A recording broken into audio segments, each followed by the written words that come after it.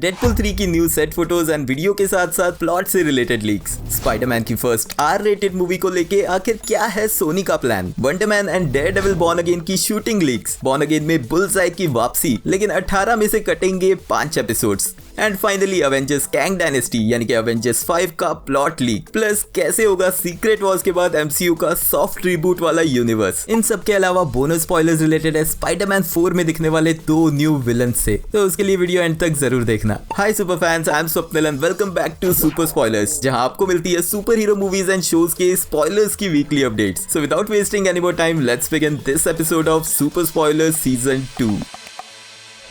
अब as usual शुरुआत करते हैं डेडपूल 3 से। लास्ट वीक रायन रेनॉल्ड्स ने अपने इंस्टाग्राम पे शेयर की थी एक सेट फोटो। यहाँ पे वैसे कुछ खास तो नहीं दिख रहा, सिर्फ 2 चेयर्स हैं जिसपे लोगन और वेड विल्सन लिखा हुआ है। लेकिन फिर इस वीक बहुत सारी न्यू सेट फोटोज आई है। इन फोटोज में हम डेयरडेविल एंड लोगन को एक साथ देख सकते हैं एक न्यू लोकेशन में। इन फोटोज में जितने उनके सूट्स डैमेज लग रहे हैं, हो सकता है कि ये किसी फाइट के बाद का ही सीन है, एंड दोनों अब एक साथ कंफर्टेबल भी दिख रहे हैं। मतलब कि पिछली लीक्स में जितनी भी फाइट वाले सीन्स थे वो सभी मूवी की स्टार्टिंग के ही होंगे। अब इन एडिशनल फोटोज में हमें डेडपूल के 2 वेरिएंट्स देखने मिल रहे हैं। वेड विल्सन के डेडपूल के अलावा यहाँ पर डॉगपूल है, और एक और ब्राइट कलर के डेडपूल सूट में लंबे बालों वाला वेड विल्सन भी दिख रहा है। एंड जिस तरह इसकी स्किन बिल्कुल क्लियर है, ये ऑल्टरनेट यूनिवर्स का कोई ऐसा वेड विल्सन है जिसके ऊपर एक्सपेरिमेंट तो हुआ, लेकिन उसकी बॉडी बाकी डेडपूल्स की तरह अफेक्ट नहीं हुई। इसके अलावा शूटिंग का एक लीक्ड वीडियो भी है जिसका कुछ पार्ट मैं यहाँ दिखा देता हूँ, लेकिन उससे ज्यादा कुछ हमें पता नहीं चल रहा। तो इतना क्लियर है कि ये भी ऐसी कोई लोकेशन है जहाँ मल्टीवर्स में ट्रेवल करते टाइम वेड विल्सन और लोगन मिलेंगे एक और वेरिएंट से। अब मूवी के प्लॉट को लेके रूमर्स जो पास से चलते आ रहे हैं कि इस मूवी के पोस्ट क्रेडिट सीन में हमें टोबी मैगवायर वाला स्पाइडरमैन दिख सकता है, साथ ही में जेनिफर गार्नर की इलेक्ट्रा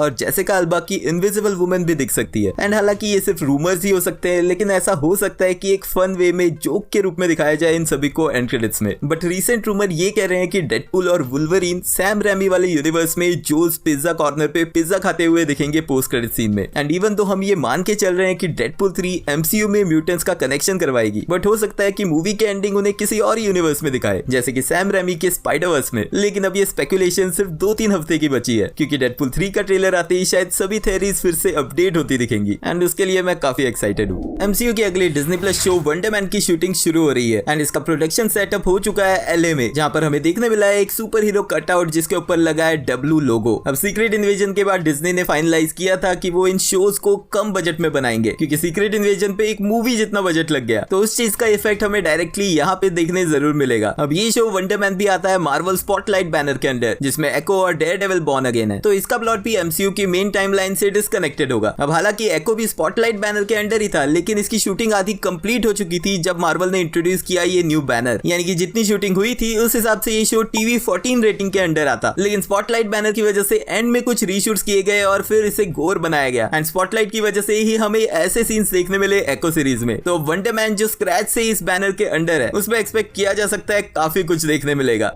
सोनी के पास्ट में स्पाइडरमैन से रिलेटेड जितने भी स्पिन ऑफ प्रोजेक्ट्स आए हैं वो ऑलमोस्ट फेल हुए हैं, एंड जो फ्यूचर में आने वाले हैं उनके भी फेल होने के ही प्रेडिक्शंस हैं। नेक्स्ट मंथ आने वाली मैडम वेब से रिलेटेड एक न्यूज है जो मैं एंड में बताऊंगा, लेकिन लेटेस्ट न्यूज के हिसाब से सोनी एक और प्रोजेक्ट शुरू कर रहा है स्पाइडरमैन से रिलेटेड कैरेक्टर पे, एंड ये स्पाइडरमैन का फर्स्ट आर रेटेड प्रोजेक्ट होगा। अब वेनम के अलावा जो इकलौता पॉपुलर फ्रेंचाइजी है वो है एनिमेटेड वर्ल्ड का स्पाइडरवर्स, एंड इसी से निकलने वाले बहुत सारे कैरेक्टर्स को लेकर फ्यूचर में सोनी ने स्पिन ऑफ प्रोजेक्ट्स प्लान किए हैं, एंड ये आर रेटेड प्रोजेक्ट होगा स्पाइडरवर्स में ही दिखे एक कैरेक्टर हॉबी ब्राउन एके स्पाइडर पंक पे बेस्ड। अब स्पाइडरमैन बियॉन्ड द स्पाइडरवर्स जो इस साल आने वाली थी, उसमें स्पाइडर पंक का एक इंपॉर्टेंट रोल दिखेगा, एंड क्योंकि अब सोनी प्लान कर रहा है उसके ऊपर बेस्ड एक आर रेटेड मूवी की, तो इतना तो क्लियर है कि वो कैरेक्टर इस मूवी के एंड में नहीं मरने वाला। अब ऑल्दो ये क्लियर नहीं है कि ये मूवी लाइव एक्शन होगी या एक और एनिमेटेड प्रोजेक्ट, लेकिन इसी सीरीज से स्पिन ऑफ जितने भी प्रोजेक्ट्स आने वाले हैं, जैसे कि फ्यूचर में सिल्क और स्पाइडरमैन नोयर पे बेस्ड सीरीज, ये दोनों ही लाइव एक्शन होने वाले हैं। तो होपफुली स्पाइडर पंक कैरेक्टर भी हमें लाइव एक्शन में देखने मिलेगा, बट ऐसा नहीं भी होता तो भी कोई प्रॉब्लम नहीं है, क्योंकि अच्छी चीज ये है कि सोनी अब स्पाइडरमैन के विलन से हटके स्पाइडरमैन के सुपर हीरोज पे काम कर रहे हैं। अब सेट फोटोज से आते हैं डेयरडेविल बॉर्न अगेन की सेट फोटोज पे। सीरीज की शूटिंग शुरू हो चुकी है, एंड यहाँ पर जो हमें फोटोज देखने मिल रही है वो सिर्फ इस लोकेशन की है। यहाँ पे कोई एक्टर और कैरेक्टर नहीं दिख रहा, लेकिन कैरेक्टर की बात पे जो returning characters Netflix Daredevil series से यहाँ फिर से दिखेंगे, उनमें Daredevil, Kingpin, Frank Castle, last week की न्यूज से Karen Page and Foggy Nelson को ज्वाइन कर रहा है विल्सन बेथल यानी यानी कि Benjamin Poindexter aka Dex aka Bullseye. Netflix की डेयरडेविल सीरीज में ये कॉमिक्स का कैरेक्टर हमें देखने मिला था, जो इनिशियली तो काम कर रहा था किंगपिन के लिए, लेकिन एंड में जब उसे पता चला कि किंगपिन ही पीछे था उसकी लव इंटरेस्ट के डेथ के, तो उसने फिस्क को मारने के चक्कर में बहुत सारे लोगों को मारा और एंड में फिस्क और डेयरडेविल को साथ में मिलकर उसे रोकना पड़ा। एंड इस बैटल में डेक्स इंजर्ड हो गया, जिसके बाद वो पैरालाइज हो गया था। अब लेटेस्ट लीक्स के हिसाब से ये कैरेक्टर बुलजाई 3 एपिसोड्स का पार्ट होगा, यानी कि सिर्फ एक कैमियो नहीं होगा। एंड जैसे पास में मैं इस सीरीज के मेन विलन को भी डिस्कस करते आया हूँ, जो हो सकता है कॉमिक्स का म्यूज। एंड कॉमिक्स में उसकी स्टोरी में डेयरडेविल के साथ साथ बुलजाई का भी बहुत इंपॉर्टेंट रोल रहा है, तो यहाँ पर भी उसकी वापसी एक काफी अच्छी न्यूज है। लेकिन एपिसोड्स के काउंट को लेकर न्यूज अच्छी नहीं है। इनिशियली हमें पता चला था कि 18 एपिसोड्स की ये सीरीज एक ही साथ एक ही सीजन में आएगी, लेकिन बाद में रूमर्स चल रहे थे कि 9 एपिसोड्स में डिवाइड करके इसे 2 पार्ट में दिखाया जाएगा। बट अब रिसेंट लीक्स के हिसाब से इस सीरीज के एपिसोड्स का काउंट कम किया जाने वाला है एंड एक्सपेक्टेड है कि इसे नेटफ्लिक्स सीरीज की तरह 13 एपिसोड्स में खत्म किया जाएगा। बट एटलीस्ट बाकी सीरीज के 6 एपिसोड से 13 एपिसोड्स बेटर ही लग रहे हैं। अब इसी मंथ आई एको सीरीज से डेयरडेविल का बहुत सारा कनेक्शन होने वाला था, लेकिन उस एक सीन के अलावा जहां पर डेयरडेविल का कैमियो दिखाया गया था, बाकी सभी सीन्स और लिंक्स को कट कर दिया गया है। बट यस, एंड क्रेडिट्स की वजह से हमें पता है कि फिस्क मेयर बनेगा एंड एको की वजह से शायद वो थोड़ा हील भी हो चुका है, तो यहाँ पर फिस्क के अलावा एक और मास्टरमाइंड क्रिमिनल देखने जरूर मिलेगा। लेकिन इतना तो कंफर्म्ड है कि डेयरडेविल बॉर्न अगेन में जितने भी विलन्स दिखेंगे, उन्हीं में से एक विलन, चाहे वो फिस्क हो चाहे वो कोई और विलन, स्पाइडरमैन 4 का पार्ट जरूर बनेगा। एंड ये विलन्स कौन हो सकते हैं आगे बोनस स्पॉयलर्स में बताता हूँ।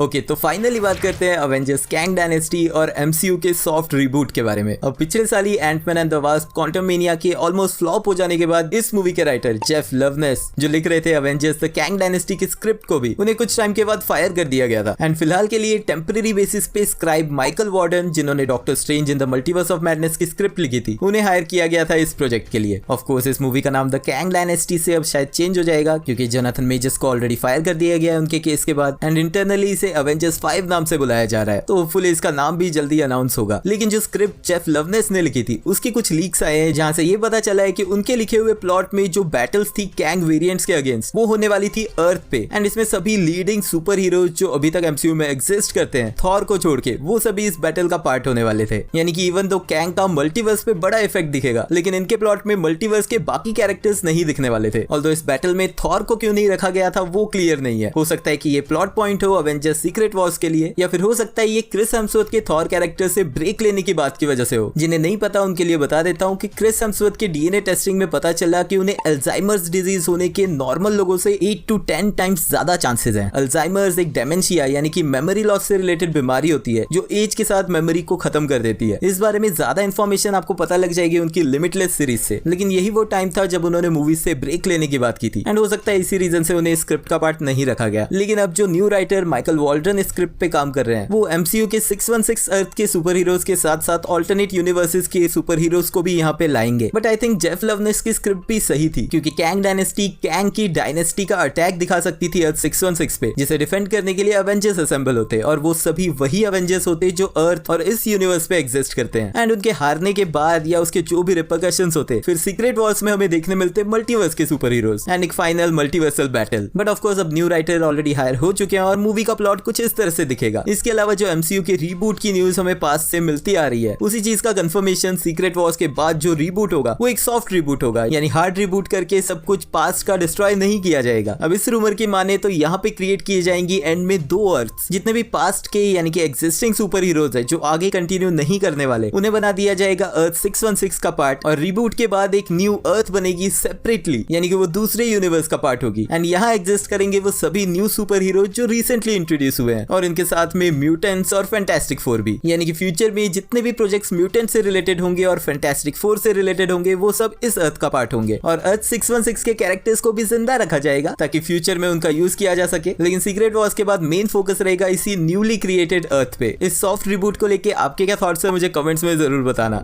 एंड हाँ, बोनस स्पॉयलर्स, स्पाइडरमैन 4 के विलन्स की लिस्ट को ज्वाइन करते हुए विल्सन फिस्क, स्कॉर्पियन एंड प्रॉलर के बाद जो नाम सामने आ रहे हैं वो है कॉमिक्स में दिखा हैमरहेड और टूम्बस्टोन। ये दोनों ही कैरेक्टर्स स्पाइडरमैन कॉमिक्स में पॉपुलर विलन्स रहे हैं। तो स्पाइडरमैन 4 के विलन्स की लिस्ट और लंबी होती जा रही है। आपके हिसाब से स्पाइडरमैन 4 में हमें कौन दिखेगा मेन विलन के रूप में, कमेंट्स में लिख के मुझे बताना। नेक्स्ट वीडियो के लिए एंड स्क्रीन से रेकमेंडेड वीडियो चेकआउट कर लेना, एंड वीडियो एंड तक देख रहे हो तो लाइक भी कर देना क्योंकि वो एकदम फ्री है। मिलते हैं नेक्स्ट वीडियो में। एंड हाँ, मैडम वेब प्रोजेक्ट की न्यूज बताना तो भूल ही गया।